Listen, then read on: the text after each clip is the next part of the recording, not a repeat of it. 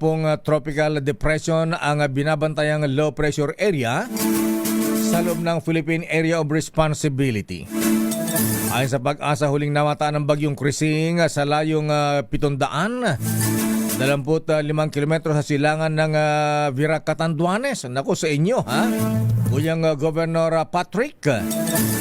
Taglay nito ang lakas na hangin abot sa 45 kilometers malapit sa gitna at may bugso o gustiness na 55 kph. Kumikilo sa Pakanluran ang bagyong Krising sa bilis na 35 kilometers per hour. Ba, mabilis. Sa kasalukuyan, wala pa namang nakataas na typhoon signal. Pero sa forecast ng Pag-asa, inaasang lalakas pa ang bagyong Krising bilang isang tropical storm bukas na umaga at posible maging severe tropical storm sa darating na Biyernes. Saan ba ang direksyon nito, ha? Papunta ba ng Metro Manila? Ayan.